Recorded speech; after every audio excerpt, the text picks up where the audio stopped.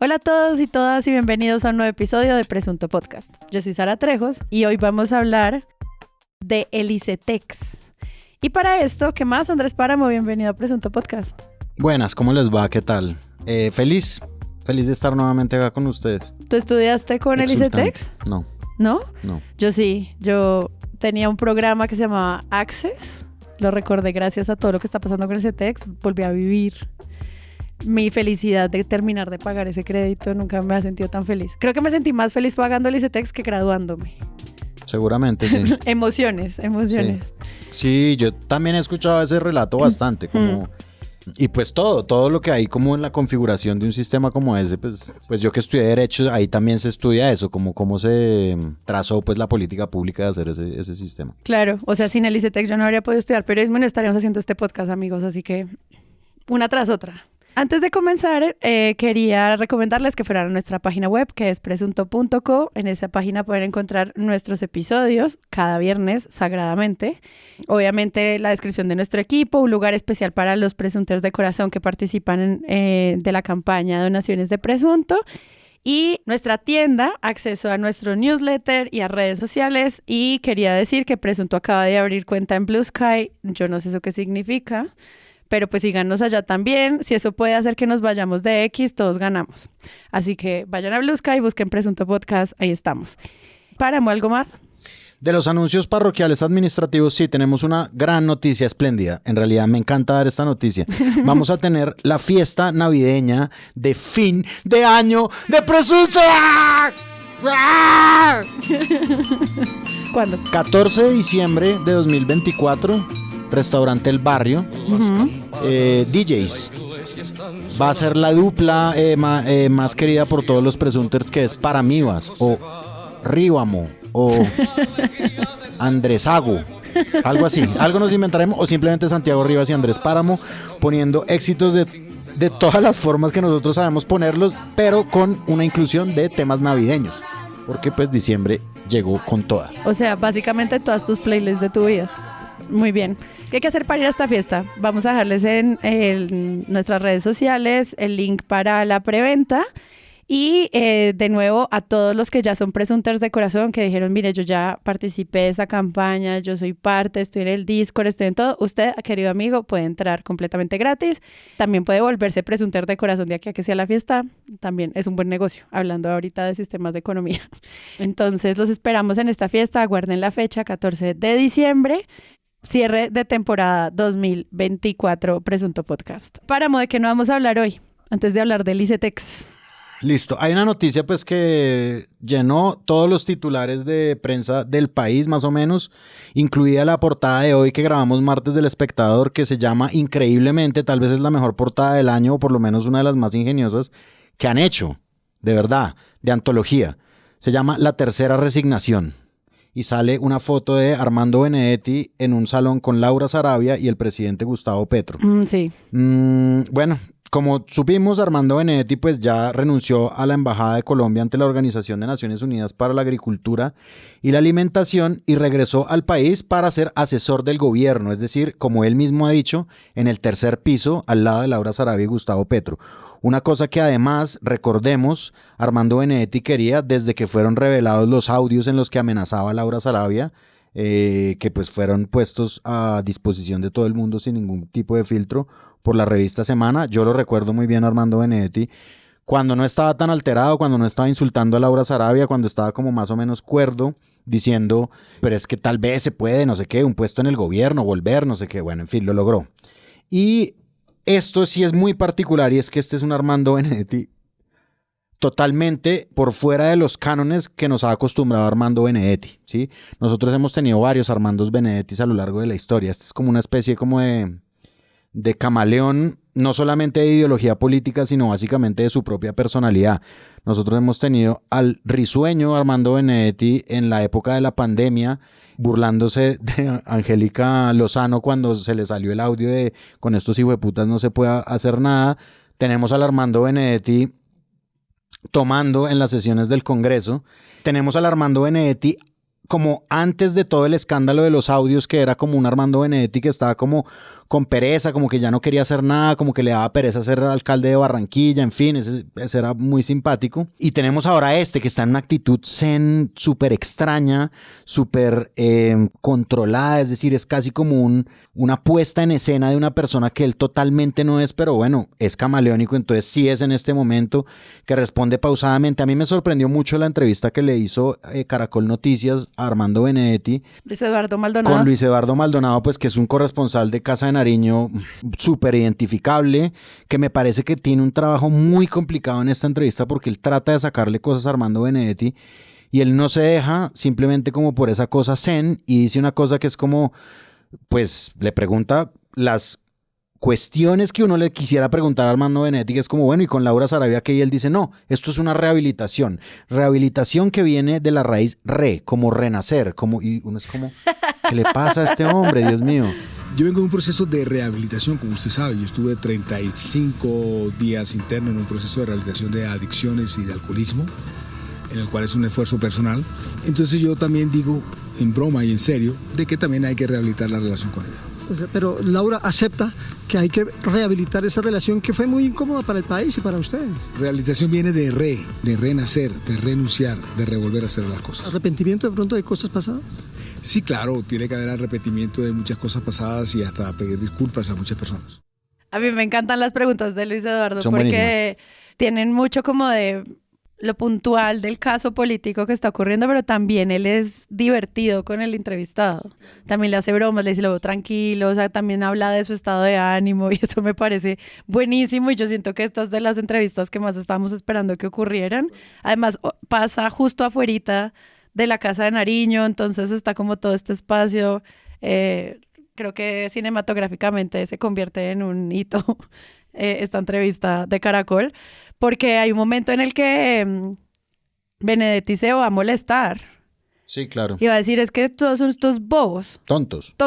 Y el periodista sabe que acá hay una oportunidad y bueno, hay como un juego ahí de poderes muy interesante, creo que fue muy divertido de ver. Muchos cubrimientos sobre este señor, sobre todo porque hay un gran elefante blanco que se menciona parcialmente en las columnas, en Twitter, y es ¿qué sabe? Que siempre es esta pregunta de por qué hay muchos funcionarios protegidos por los gobiernos, en este caso por el gobierno de Petro, y es como esto no se puede comprobar tan fácil, es trabajo del periodismo, pues seguro le harán mucho seguimiento a este señor, pero creo que esa historia con la que uno se queda de algo sabe, como este gran chisme y esta historia se menciona en todas partes. Entonces, pues vamos a ver sobre todo el gran debate de la tecnocracia y la meritocracia y todas esas cosas, pues cuando llega alguien como Benedetti a un lugar de tanto poder en el Estado, trae muchas preguntas sobre, pero ¿y tú qué? O sea, ¿por qué vas a venir a asesorar al presidente en qué? Ah, bueno, sí. Por ejemplo, Maldonado le pregunta en cuestiones como que en política, digamos, con el Congreso, y Benedetti le dice, no, justamente es con el Congreso. También está como confundido con las preguntas que le hacen. No sabe qué recibir. Este señor, ¿qué le pasa? Y ha generado como de una, o sea, como una respuesta inmediata, políticamente y mediáticamente. Es decir, como que el reporte coronel de hoy martes era sobre eso, era sobre el Consejo de Ministros no se pudo hacer porque ellos no querían entrar hasta que Petro no diera una explicación de por qué este señor está, como él mismo dice, en el tercer piso, al lado de Laura Sarabia. Y ahora mucho más en serio, yo quiero como ponerme como en sintonía con un tuit que hizo Laura Ardila Rieta, que es periodista, que ha cubierto pues la costa atlántica. Bueno, ella es la autora del libro La Costa Nostra. Ella pone en Twitter, investigado formalmente por, ojo a este prontuario de Armando Benedetti, investigado, enriquecimiento ilícito, tráfico de influencias, compra de votos, interés indebido en contratos, señalado maltratador. Sí, esto es reciente. Pero ese es el otro personaje que te hizo falta en tu lista de Benedetti. Bueno, sí, claro. Claro, y él se escapa mucho de eso, extorsionista público. Claro que lo es. Aquí llegando con pinta de gran señor en camioneta con escoltas. Increíble, de verdad. O sea, es decir, como que los ministros protestan y se hace esto como este seguimiento a este señor, pero sí es una desfachatez y una inconsistencia que una persona de estas siga ocupando estos cargos sin miramiento alguno de nada por parte de un gobierno. Sí, como sin reflexión, sin... Y lo que tú dices, como hasta dónde este señor pues es totalmente perfilado, investigado, etcétera. Te rompió el corazón que no llegara echando papayera, ¿no? Es un Armando Benedetti que no me gusta así. Y yo quería cerrar estos temas no temas con los eventos que ocurrieron el 25N, que es el Día Internacional de la Eliminación de la Violencia contra la Mujer. Mira tú, claro. Creo que pues fue un día en el que se hizo seguimiento a las marchas, se acompañó como la agenda, un trabajo digamos más como por primera vez no completamente sesgado a qué ocurre en las calles en relación también a otras marchas que han existido estos días, sino más como, bueno, las mujeres están en la calle, están pidiendo que un cubrimiento amplísimo sobre los feminicidios y los datos terribles de todos los nombres de las mujeres que han sido asesinadas en Colombia por el hecho de ser mujeres. Y pues hubo una portada del Espectador muy poderosa, los medios feministas se enfocaron mucho en este tema, me pareció muy bien. Lo único que quisiera resaltar es que pues varias personas nos contaron que en el cubrimiento en Cali, los medios como más tradicionales que estaban acercándose a estas fuentes, todavía se estaban cuestionando cuál era la necesidad de tener una marcha, un 25N, para hablar de la eliminación de la violencia contra la mujer. Y creo que esa pregunta que yo creía así como en mi mega burbuja ya estaba resuelta, pues no. Todavía hay periodistas que creen que la pregunta sobre eliminar esto porque es permanente y porque debe existir en la agenda mediática, no solo el 25N, sino en todas. Entonces, esa venía a ser mi tema, no tema.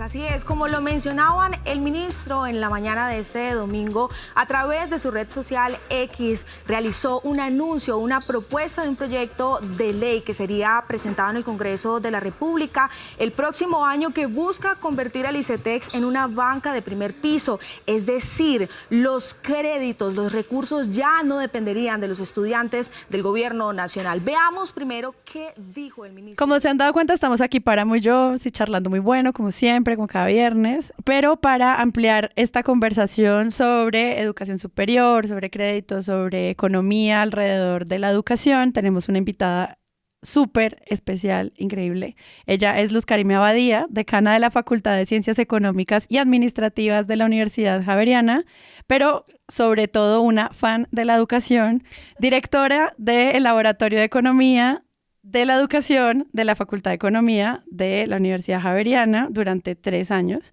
y que además cada 15 días tiene una columna sobre educación en El Espectador, que pues nosotros la vemos, pero como no hemos tenido este tema no la hemos podido reseñar. Entonces pues, Luz Karime, bienvenida a Presunto Podcast. Sara, Andrés, muchas gracias, muy contenta de estar en Presunto. No, y para nosotros es muy interesante poder tener una economista que además, pues como que, obviamente esto es una conversación sobre la universidad pública, pero también sobre la universidad privada, y para mí es muy importante como poder entender junto a alguien que trabaja estos temas también en medios de comunicación, como tú con tu columna, ver esto qué onda. Entonces, para empezar, hagamos un contexto de cuáles son las condiciones en las que se encuentra como a grandes rasgos la educación superior en Colombia, porque sí siento que hay una conversación muy fuerte y hay palabras muy grandes en torno a esto, como crisis, como envejecimiento, como marchito. O sea, he visto tantos adjetivos alrededor de eso que quisiera que nos ayudaras a entender un poquito el contexto. Bueno, la educación en Colombia, sobre todo educación superior, en los últimos años ha tenido avances importantes, especialmente en aumento de cobertura, es decir, más personas de las que podían acceder antes están accediendo a la universidad. Y en equidad también, porque quienes están accediendo no solamente son aquellas personas que antes accedían porque son de altos recursos, sino también de personas que tienen barreras económicas, también lo están haciendo. ¿Qué tenemos? Tenemos un panorama pues, donde todavía hay muchos desafíos. Tenemos un envejecimiento de la población que sin duda va a afectar ese número de personas que hay para acceder a las universidades públicas o privadas en general, y eso está obligando a las universidades pues, a repensarse. Estamos teniendo por matrícula cero, es decir, esta política del gobierno pasado, del gobierno del presidente Duque, inició y la avaló este gobierno, en que ahora si uno ingresa a un programa de pregrado, en una universidad pública, pues no paga nada de matrícula, antes pagaba de acuerdo con la declaración de renta y ciertas condiciones. Solo una micropausa. Esto es un programa que inicia con Duque, pero se vuelve ley. Se vuelve ley de la República, pasa por el Congreso en este gobierno y entonces ya no depende de un gobierno, sino que al menos que haya un cambio en la ley, pues va a seguir siendo así. Sin embargo, pues hay unas restricciones de recursos cada vez más grandes actualmente para el gobierno porque se ha reducido pues el dinero, el recaudo, y entonces se están demorando en girarle esos recursos a las universidades públicas, entonces están teniendo inconvenientes. Antes tenían unos ingresos que recibían de los estudiantes y ahora los giros no llegan a tiempo y pues operar así y mantener la calidad es difícil. Me encanta que digas inconvenientes cuando todos los titulares son como se está muriendo la Universidad de Antioquia. O sea, también es que hay unos niveles de cubrimiento alrededor de esta crisis que me parecen súper difíciles de seguir a la luz de lo que estás planteando. Pues es decir, las universidades públicas históricamente han tenido déficit, han tenido una falta de recursos, y si a esto le sumamos que cerca del 90% de los recursos de las universidades vienen de matrículas, que ahora las gira el gobierno y no las gira, realmente puede ser una situación muy complicada que se vuelve insostenible en el largo plazo. Estamos viendo además que la matrícula en las universidades privadas está cayendo. No se sabe la causa, habría que hacer un estudio grande, pero posiblemente matrícula cero hace que las personas puedan optar por universidad pública, pero también quizás por un cambio en los gustos de los jóvenes sobre el valor que le dan a la educación, y jóvenes de colegios de calendario B, colegios de élite, están prefiriendo irse a estudiar afuera. Entonces eso implica menos matrícula en las privadas en pregrado. Me gusta que igual lo lanzas como una hipótesis que necesita ser comprobada, pero sí es verdad que uno ve que las universidades cada vez hay menos personas inscribiéndose. No sé si eso pasa con posgrados también, pero en el caso de pregrado es lo que estás planteando. Que el contexto general que uno llega a un tema como estos es básicamente como un déficit, digamos, como en educación pública, sobre todo como en por ejemplo, lo que se hace famoso en los titulares de prensa, sobre todo es como el estado de las instalaciones, ¿no? Como la Universidad Nacional se cae a pedazos, que eso es una locura si uno lo piensa, como es la universidad pública más grande del país y una sede no tiene techo, pues. Y eso llega mucho, yo creo que porque es realmente un escándalo, lo que aquí se conoce como... Pues es noticia cuando es escándalo. Claro, como regularmente como un escándalo. Y digamos ya como en una práctica mucho más privada, mía como profesor de periodismo en la Universidad Javeriana, uno sí nota como una serie de cambios que tiene preocupado a un sector pues de los profesores, ¿sí? Como que eso no es... Podrían decir que es un secreto, pero a mí me parece que no es ninguno. Sí, es como una alarma de que hay pues estudiantes menos inscritos, probablemente estudiantes desinteresados en los temas que se tocan, ¿sí? Como que yo he visto en mis propias clases que los estudiantes, por ejemplo, son, a pesar de que la tradición del periodismo de opinión, que es la clase que yo he dictado siempre, la tradición es hablar de política en las columnas de opinión, en los videos, en los programas de radio, muchos de esos estudiantes piden incluso a veces, no hablemos tanto de política, profe, porfa. ¿Sí? Y eso es un cambio me parece que de chip estructural, como una demanda un poquito, si uno lo ve en esos términos, como de transacción económica, pero sí, digamos, como que hay que honrar obviamente la tradición, y pues un profesor es como un DJ, ahora que estamos hablando de la fiesta, no puede darle gusto, pues, hey, ¿me pones esta canción? No, profe, entonces dicte esta clase. Pues no, pero sí es una alarma. A mí me parece que sí hay que mirarlo con lupa. Primero, el fenómeno de la reducción de personas que se están inscribiendo a estudiar carreras, ¿sí? Y al mismo tiempo el boom que existe en todo este ecosistema pues, de redes sociales de cursos vendidos, ¿sí? Como te vendo esta masterclass de no sé qué. La nuestra que algún día vamos a lanzar el otro año. La nuestra que vamos a lanzar el otro año. Eso es muy bien recibido y la gente se interesa por ese tipo de cosas, y las universidades, si no están en un debate sobre eso, pues deberían estarlo ya, ¿no? Yo no soy profesor de planta, digamos, como que yo no aporto tanto pues como a la confección de cosas que vayan más allá pues de mi propia clase, pero sí se debería estar hablando sesudamente, me parece, como con no solo con preocupación y alarma, sino también con un poquito de fondo contexto, ¿no? Como de Sí. un análisis amplio de ese fenómeno. Es que por eso yo alababa que tú dijeras, esto necesita un estudio para entender cómo antropológicamente qué está ocurriendo. Pero eso ocurre con todas las carreras, ¿no? O sea, yo creo que también esos cambios de interés van también mutando a diferentes sectores de la economía. Sí, no ocurre con todas las carreras ni con todas las instituciones de educación superior. Claro. De hecho, la caída más grande está en universidades de alto costo. Hay universidades que son privadas y que tienen matrícula muy, muy barata en comparación con las de alto costo. No sé, hay programas de $1 millón el semestre o menos. Y en esas, pues hay buena matrícula. Es decir, los jóvenes y las personas sí quieren estudiar. Ujú. Eso es algo que en Colombia es clarísimo.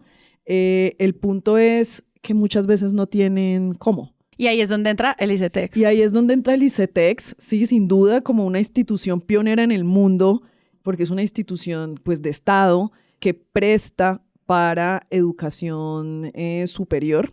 No es común que un banco comercial te preste a largo plazo. Ujú. Es decir, que te diga que te voy a dar para todos tus semestres por 5 años y que tranquilo me pagas cuando salgas a trabajar, porque ese no es un negocio, eso no es un buen negocio, pero además tiene riesgo. Ujú. Y es que el capital humano, el título, no se puede embargar a diferencia de una casa. Entonces es mucho más difícil la operación, el riesgo, y los bancos pues simplemente no hacen préstamos a tan largo plazo. Ujú. Si una persona... O si lo hacen, tiene unos intereses altísimos. Y tiene unos intereses altísimos y te va a exigir no sé cuántos codeudores y no sé cuántas casas, avales.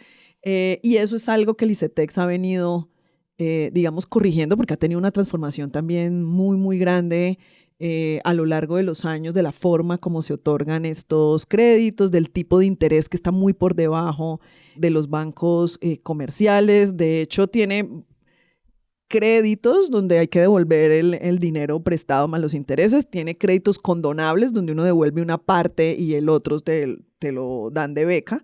O becas, porque de hecho el ICETEX es una institución financiera de carácter especial que es líder en Colombia en dar créditos. Luego, muchas entidades que quieran hacerlo, por ejemplo, una entidad territorial, es decir, una alcaldía, una gobernación que quiera tener su programa de becas, puede hacerlo también a través del ICETEX, fundaciones, porque la entidad está creada para eso y sabe cómo hacerlo. Tú trabajaste en el Ministerio de Educación y eso, digamos, ¿cómo fue en ese momento lo que tú ves, los cambios de qué era el ICETEX ahora, de qué era el ICETEX en ese entonces y de qué es el ICETEX ahora? Pues en ese momento fue un momento muy interesante porque fue la transición entre créditos Access, que ya tenían un poco la filosofía de subsidiar interés, de condonar una parte de la deuda, y tener unas opciones y unas modalidades que se convirtieron en Tú Eliges. Ujú. Entonces Tú Eliges tenía muchas modalidades donde, dependiendo de el rendimiento académico del estudiante y la condición económica, Ujú. tenía mejores condiciones. Es decir,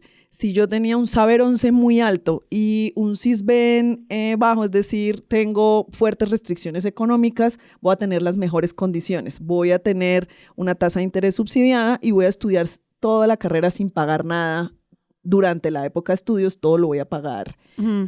después. En ese momento Que eso es aumentar el riesgo por 200. Sí, pero privilegiar que la educación es una Ujú. inversión muy importante Ujú. y que necesitamos mejorar la equidad. Es Claro. decir, que a quienes se les debía prestar no era el que tenía, sino realmente al que sin ese crédito no habría podido acceder a educación superior. Ahí se quitó la condición del codeudor. En realidad, en ese momento, esos gobiernos santos, se saca un préstamo con la banca multilateral que le presta al gobierno de Colombia para destinar durante 7 años a créditos educativos. El punto es que ese dinero se acabó en el 2022. Supongo que además pandemia y todas las demandas en educación, las necesidades, pues empezaron a agotar los recursos del ICETEX y pues hay que tomar una decisión. Y pues que además hay que pagar ese préstamo. Y el préstamo se sigue pagando como Ujú. muchos otros préstamos que hacen los gobiernos para hacer política pública, pero pues es una decisión porque realmente invertir en educación vale la pena. Y eso nos trae a la crisis que tiene actualmente el ICETEX. Sí, Es como ese camino se va viendo, se van acabando los fondos. Esto no es una decisión de este mes en el que hay una crisis, no es una decisión de este ministro de Hacienda, o sea, es como todo un proceso que va juntando un montón de variables que siento que eso le hizo falta un poquito al cubrimiento de los medios para podernos explicar de dónde es que surge esto, porque puede ser también instrumentalizado para decir Petrocacas, que es como cubren, como se queda todo. Siento que es como, esto es un debate mucho más amplio en relación a cómo se comprenden estos créditos de acceso a la educación superior. Sí, pero también es decisión de los gobiernos, pues a qué le dan prioridad y cómo consiguen los recursos para hacer ciertas inversiones. Sí. Entonces, pues si se te está sacando la plata, búscala, ¿ok? Exactamente, porque se pueden pedir préstamos o se puede priorizar el uso de los recursos hacia el sector educación. En particular, este año debió haber quedado desde el inicio el billón de pesos que generalmente Hacienda le envía al Ministerio de Educación para que vaya al ICETEX, especialmente porque más allá de querer seguir dando créditos adicionales, hay una responsabilidad muy grande con los estudiantes que ya son beneficiarios y que necesitan el pues recurso escribir enero. Exactamente, para terminar sus estudios. Entonces, me parece que ahí sí hay una irresponsabilidad muy, muy grande y una falta de gestión porque pues es un compromiso que ya se adquirió pues con muchos jóvenes. Y lo que se plantea ahora es que ese billón de pesos no llega al Ministerio de Educación. No, llega, pero se reparte de otra forma, ¿no? Como que solo... Ya hay un billón de pesos para ICETEX, sino solo 400.000 pues millones. Esa es una muy buena pregunta porque no sabemos dónde está la plata. En realidad, el dinero debe girarlo el Ministerio de Hacienda. El Ministerio de Educación debe hacer la solicitud con tiempo, por supuesto, porque eso se va pagando paulatinamente. No es que a uno le entreguen los recursos del Ministerio de Hacienda de una al inicio del año por obvias razones, porque hay que dar un manejo de la caja, es decir, del dinero disponible. El dinero estaba presupuestado, entonces la pregunta es, pues primero, ¿por qué no se ha solicitado? Si se ha solicitado, supongo que puede ser problemas de caja o porque se está dando prioridad a destinar ese dinero hacia otras fuentes, lo cual pues no es una práctica que sea correcta porque tiene una destinación ya específica. Lo que uno ve así mirando las entradas que uno encuentra por Google es como... En primera medida es como la alerta, ¿no? Existe una alerta por parte de una institución que es la Procuraduría sobre una deuda que tiene el ICETEX y una falla de coordinación entre el Ministerio de Hacienda y el de Educación. Y que esta alerta de la Procuraduría viene porque son muchos los estudiantes de los que tú estabas hablando ahorita que dicen, tengo angustia de por qué no se ha girado fondos para el semestre que viene, el próximo semestre. Son compromisos adquiridos. O sea, viene desde los estudiantes, pasa a Procuraduría y está la alerta y se genera la noticia. Se genera la noticia, hay una pantalla grande pues para la procuradora que ella dice vamos a ser muy fuertes y muy contundentes con las sanciones disciplinarias. Hay la oportunidad para hacer unas notas de, listo, yo miro la contraparte que es el gobierno, en el que el ministerio desmiente el recorte de los 432.000 millones para ICETEX, como la nota que hizo Ámbito Jurídico. Entonces, pues digamos como que es un cubrimiento a lo que dice el ministro, ¿no? Como el ministro además que está respaldado un poco por Gustavo, un poco no, absolutamente por el gobierno de Gustavo Petro. El ministro dice que no han sido eliminados esos recursos, sino reprogramados, que uno también se pregunta eso qué significa, ¿no? Como eso... Es decir, que la palabra así? Recorte es súper fácil de refutar. Es como, no es que no estamos recortando, sino se están destinando los fondos a otros lados, como ya bien lo acabamos de explicar.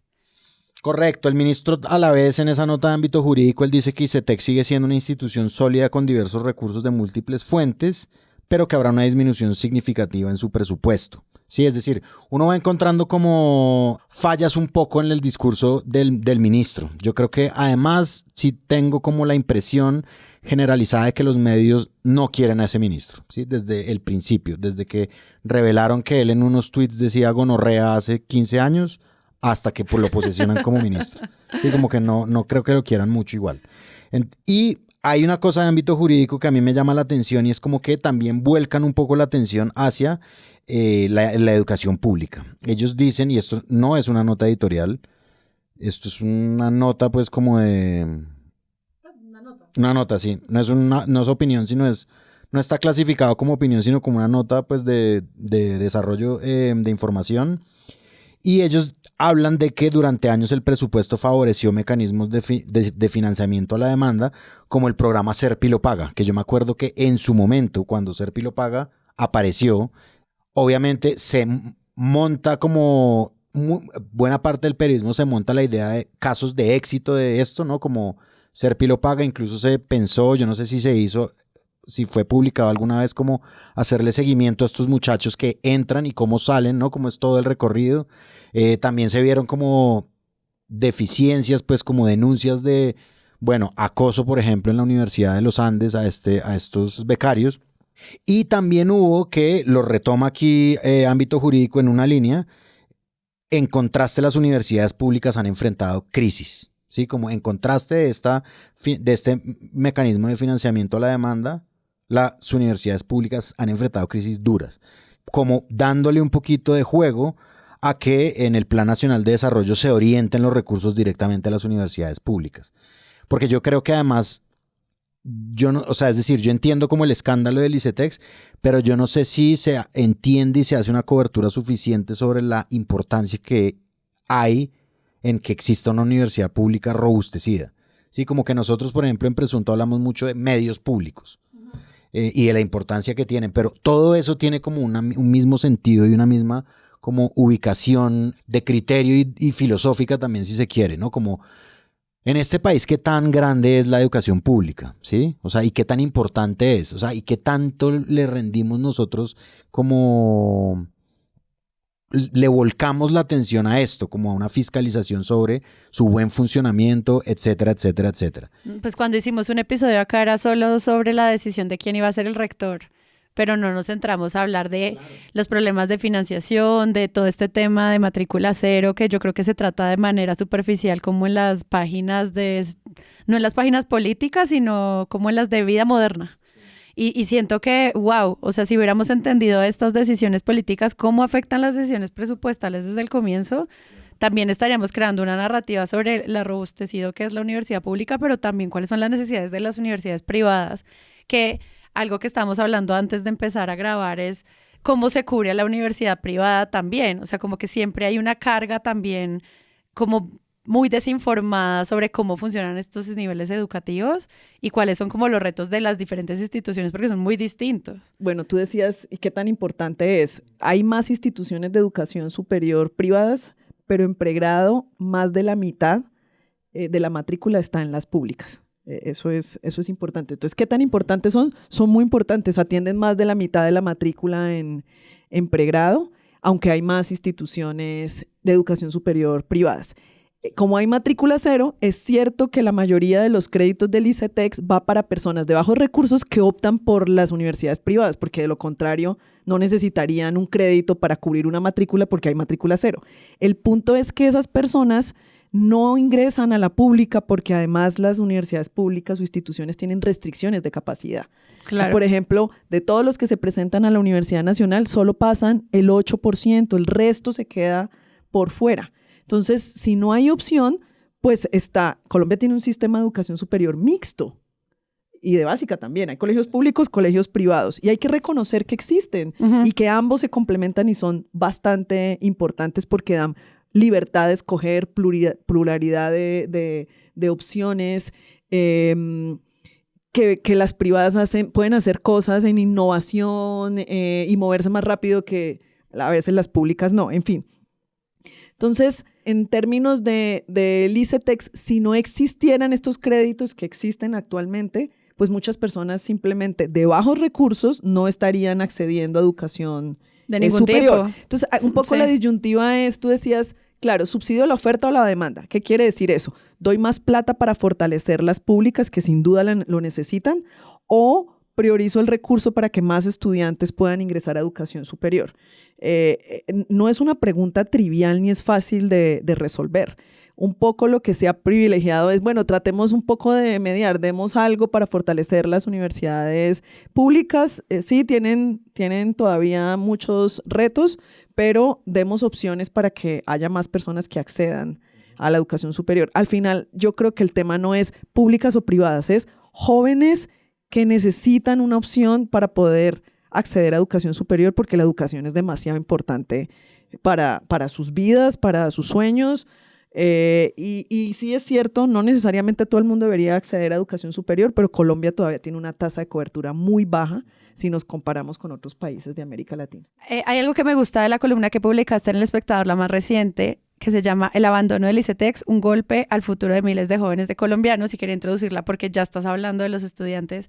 Y creo que una de las aristas del cubrimiento es saber realmente a cuántas de estas personas están afectando, cuántas no, cuántas entran. Y yo hice como un barrido de, no sé, 40 noticias y a todos empecé a subrayar cuáles eran los números oficiales. Y me dio mucha risa porque en El Espectador dicen 320,000 personas, en otro dicen 180,000 dependerán de esto, 931,000 en el exterior, en otra noticia hablan de 30,000 personas, en Infobae hablan de 200,000, tu columna habla de más de 200,000, que me gusta que pones más de para no centrarnos.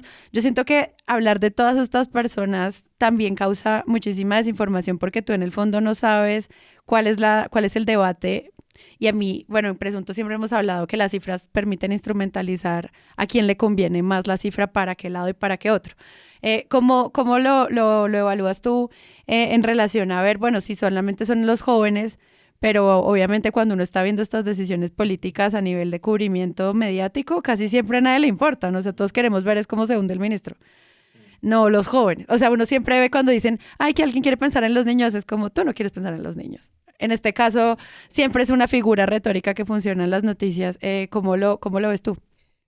Lo que mencionas es un punto importante, y es que realmente no hay claridad en las cifras, y les voy a contar una anécdota que creo que ocurrió el año pasado. Ya se me confunden como los tiempos, pero yo ya antes y después de pandemia. Sí, es un buen punto. No, sin duda después de pandemia estaba Mauricio Toro de presidente del ICETEX, yo todavía en el laboratorio, no en este nuevo cargo. Entonces hicimos un análisis con datos que bajamos de la página de ICETEX de qué había pasado con los nuevos créditos que adjudicaban cada año Tú Eliges y renovaciones, y mostrábamos que había caído de manera considerable el número y los recursos que estaba invirtiendo ICETEX, y llamábamos la atención de, ojo, esto es una alerta porque esto tiene implicaciones bien importantes para el país. En ese momento nos llama Mauricio Toro, llamó hasta el rector me llamó, casi que era un escándalo de qué cifras estás publicando, qué es lo que estás diciendo. Esas cifras no son ciertas, nos dijo, le dijimos, acá está el pantallazo, que son cifras que ustedes mismos como ICETEX publican en su página web. No, hay un error, no es esa caída la que tú estás diciendo, y al otro día cambiaron las cifras que estaban publicadas en la página. Oh, wow. Entonces, si tú me preguntas ahora cuál es la cifra exacta, yo ya en realidad es difícil de saber. Lo que está ahora publicado en el ICETEX dice que además no se sabe exactamente si son todos los créditos o algunos tipos de crédito, porque hay muchos fondos. Dice que de renovaciones en el año 2024 primer semestre fueron 120,000 renovaciones de créditos, y de nuevos 28,000.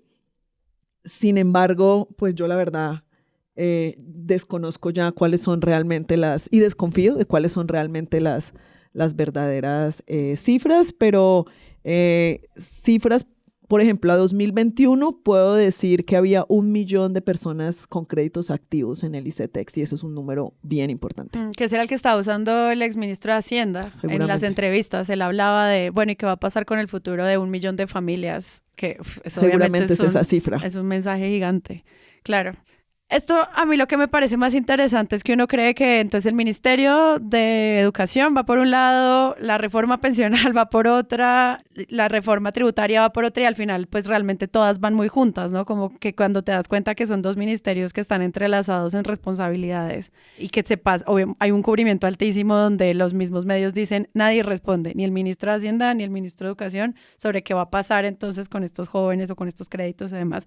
Pues trae una pregunta sobre el Ministerio de Hacienda y también las decisiones que se tomaron con la reforma tributaria a la luz de la educación superior. Entonces creo que ahí también hay un debate para ponerle a los medios como la tarea de explíquennos por favor esto cómo se entrelaza también en las responsabilidades que tienen las instituciones de educación superior con esto. Acá hay algo interesante que es importante mencionar y que se conozca, y es lo siguiente. Entonces se dice, por ejemplo, la plata del ICETEX va para las universidades privadas. Sí, ya dijimos que es porque la mayoría de estos créditos son para pagar matrículas de personas que eligen universidades privadas, porque las públicas no se paga matrícula, pues la asume el gobierno. Si te doy un crédito del ICETEX que es de cero, porque Exacto, es matrícula no tiene cero. sentido. Aunque podría ser de sostenimiento, ¿no? Porque muchos jóvenes claro. no pueden estudiar porque necesitan trabajar y bueno. Resulta que como el ICETEX subsidia la tasa de interés, es decir, fuera de que tiene una tasa de interés más baja, pues es porque el gobierno está subsidiando. Este gobierno en la reforma tributaria puso un artículo que decía que en adelante las universidades que tuviesen estudiantes con crédito de ICETEX eran las que estaban obligadas a pagar ese subsidio de la tasa de interés.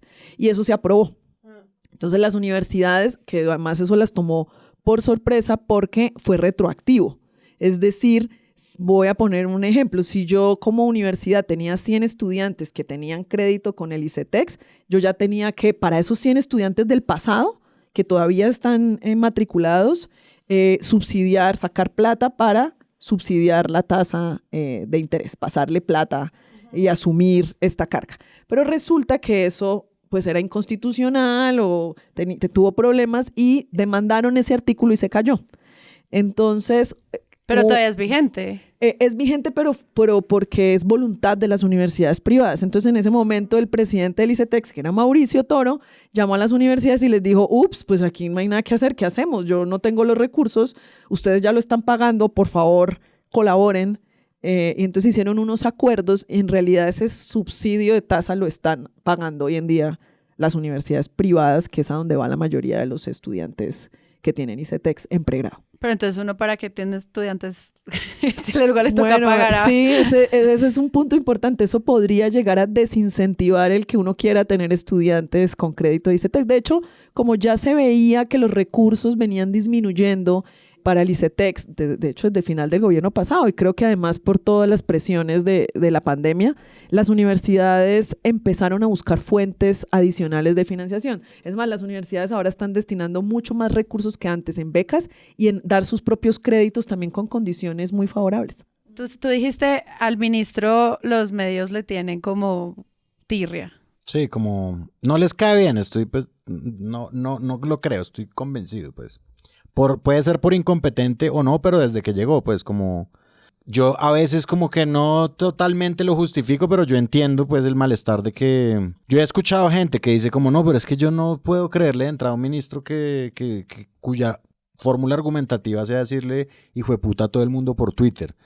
Yo entiendo pues la molestia, pero también existe la molestia, ¿sí? Como... Claro, pero aquí hay otro punto en el que quisiera que evaluáramos como estos eslogans de cubrimiento y uno de esos es como todo lo que haga este gobierno es inexperto.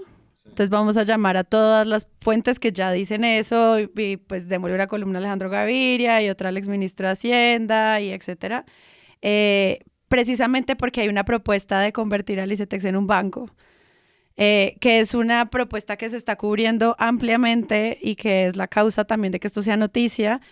Y eso a mí me parece como muy problemático para entender todos estos debates que estamos tratando precisamente porque no está aprobado, o sea, el Estado se mueve más lento de lo que uno cree, pero esto es la razón por la que también es noticia. ¿Cómo ven ustedes eso de plantear esto frente a la institución como el ICETEX y hablar de que esto es un banco? Porque siento que hubo una pronunciación gigantesca en todos los medios de comunicación sobre el tema. Sí. Los medios de comunicación han cubierto de una manera distinta el hecho de que haya una propuesta para que se convierta el ICETEX en una banca de primer piso. Que eso es así es como lo titula La República, por ejemplo, que es un medio especializado en economía. Gobierno presentará proyecto de ley para convertir al ICETEX en banca de primer piso. Y yo entiendo como los memes, ¿sí? Es decir, yo sí entiendo los memes que existen al respecto, ¿sí? Como yo entiendo que un meme, un tuitero cualquiera no tiene como la responsabilidad informativa de describir qué es la propuesta y afirmar, digamos, como contundentemente de que se trata de una propuesta. Entonces, por ejemplo, hay un tuitero que a mí me gustó mucho, un tuit que hizo que se llama Daniel Mendel y dice: pedí un crédito al Banco del Saber y en vez de plata me dieron mambecito. Aquí puso otro el mismo: fui al Banco del Saber y el asesor financiero me pidió que me sentara en el piso en posición de loto. Y me dijo que no podía darme ningún crédito, pero que recordara que nadie podrá llevar por encima de su corazón a nadie. Bueno, la frase de Jaime Garzón. Buenísimo, yo entiendo, digamos, como que esto tenga que soportarlo un gobierno en medio de la opinión pública de redes sociales, etcétera, etcétera. Lo que a mí sí no me parece como responsable es que, por ejemplo, Revista Semana en sus confidenciales, que yo no puedo creer que hayan metido en esta sección esto, titulen así: Alejandro Gaviria criticó propuestas sobre el ICETEX, el gobierno Petro destruye sin saber qué construir. Y yo de verdad me metí a la nota pensando que era una entrevista con Alejandro Gaviria. No, es un confidencial. Y es un tuit, el confidencial, es decir, nada tiene de confidencial. Es un tuit de Alejandro Gaviria, esa es toda la noticia. Tras conocer la propuesta de Alejandro Gaviria, el primer ministro de Educación del gobierno Petro, yo creo que Alejandro Gaviria, es decir, yo no estoy como deslegitimando la opinión que pueda tener Alejandro Gaviria, pues Petro lo escogió para ser ministro de Educación y Petro le tuiteó: por eso saliste del gobierno. Sí, es decir, como que me parece que es un intercambio además como normal en la política. Como si no te gusta mi política de educación, pues te saco. Ahora bien, que la opinión de Alejandro Gaviria es importante en absolutamente todos los temas de este país, como nos ha querido vender los medios, pues no, lo lamento. Sí, es decir, no. Eso es como esta ambición del hombre renacentista. Pues está bien, pero no puede ser que los medios copien de esa ambición. Además me encanta que la foto es Alejandro Gaviria con la mano en el pecho. Sobre educación, pues él fue el ministro. Sí, Petro. lo fue. Ajá. Y que la nota sea un tuit, sí me parece como un desgano absoluto de querer profundizar en esto, ¿sí? Como en de dónde viene la propuesta, digamos, como en qué consistiría, porque es que no puede ser las notas, varios de los titulares que nosotros pues revisamos para hacer este episodio, eran de la siguiente manera. Esa es la pregunta de ahorita, cuando Jesús Lanchero sea pues es el nuevo director de Semana. ¿Qué chismes le van a llegar? Pues por ahora le llegan tweets que nos llegan a todos. Sí, me llegan cartas.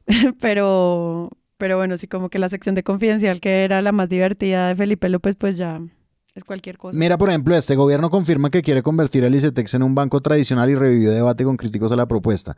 El colombiano Infobae, exministro de Hacienda de Petro, ni siquiera dicen que es Ocampo, pero bueno, exministro de Hacienda de Petro arremetió contra propuesta de gobierno para transformar el ICETEX. Absurda. Y bueno, el de la República, que me parece mucho más centrado y mucho más periodístico, y eso que hemos tenido muchas reservas con la República, pero pues gobierno presentará proyecto de ley para convertir al ICETEX en banca. Me parece distinto, ¿no? Además que esto es como un desarrollo de periodismo político y de cubrimiento de cómo se hacen las cosas institucionalmente en el país, que es un proyecto de ley que se presentará en el primer trimestre de 2025.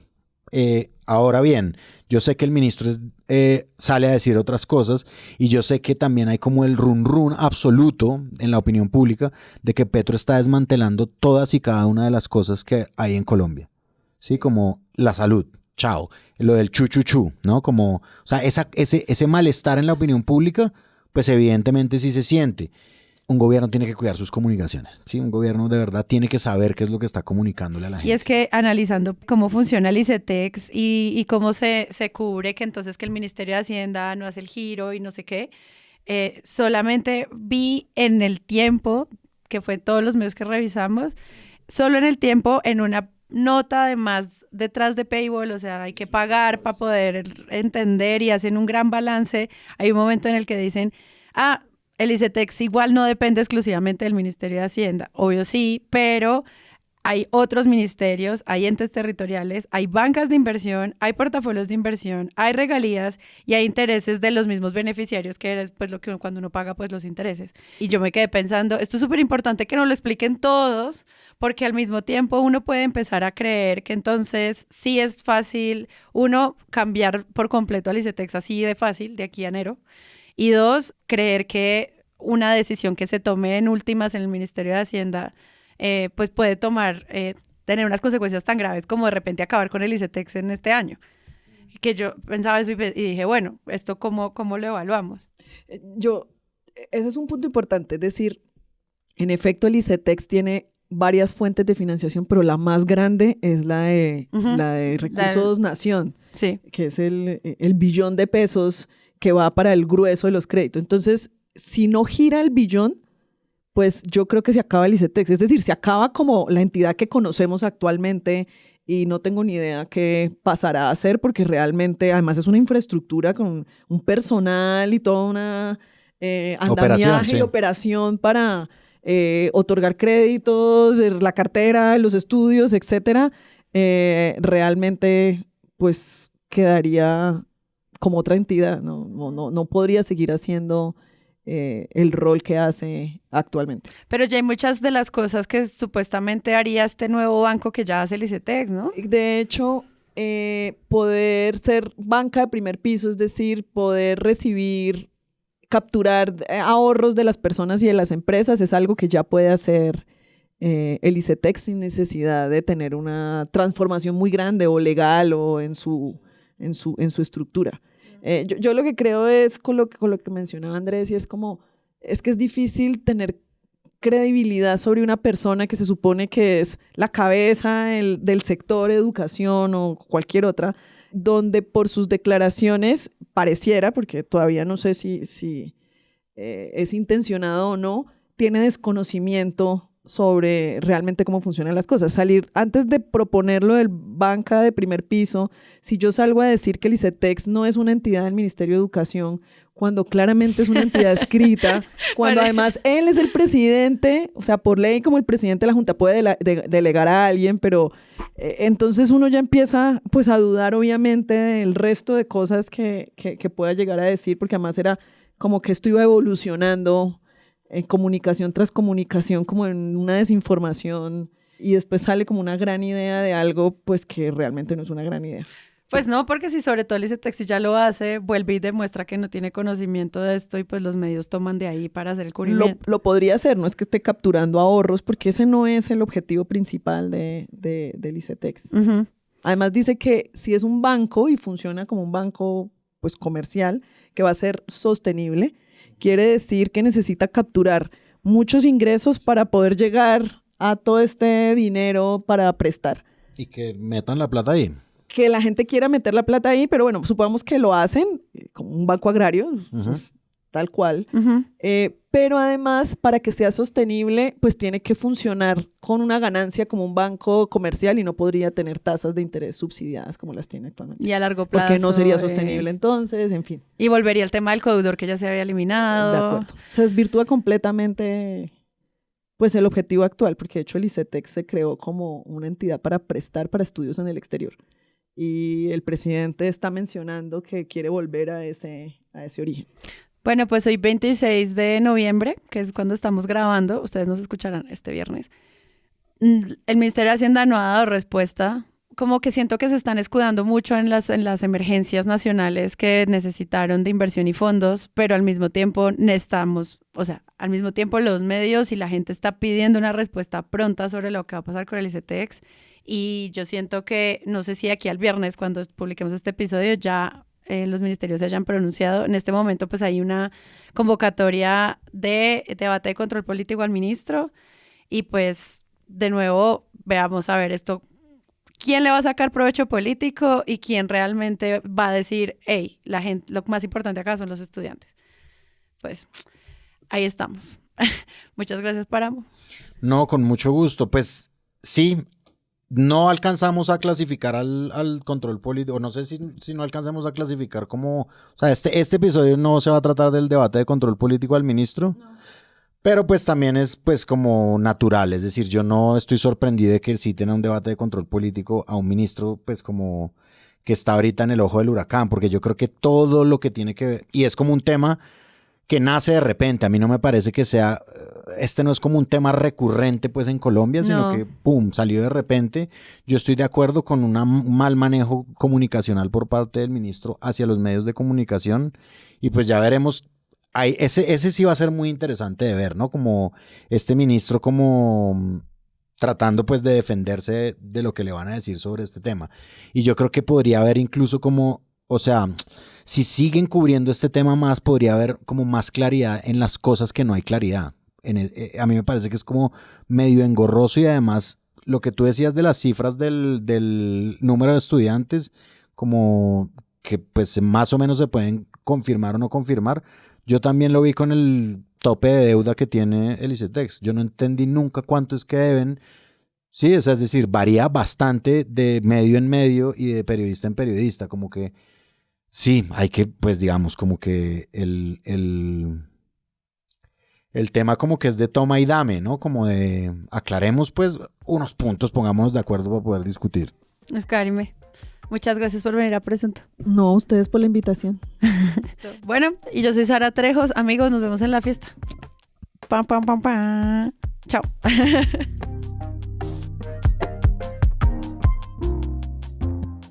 Este episodio de Presunto contó con la participación de nuestros panelistas Andrés Páramo, Luz Karime Abadía y Sara Trejos. La postproducción es de Rodrigo Rodríguez y Sara Trejos. El collage para este episodio fue creado por Santiago Rivas.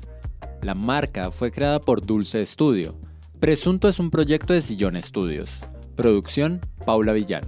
Visiten nuestra página www.presunto.co para encontrar nuestras redes sociales, suscribirse a nuestro newsletter y comprar mercancía. También encontrarán cómo donar a este proyecto, con lo que tendrán acceso a contenido exclusivo a nuestro servidor de Discord y más. Muchas gracias por escuchar.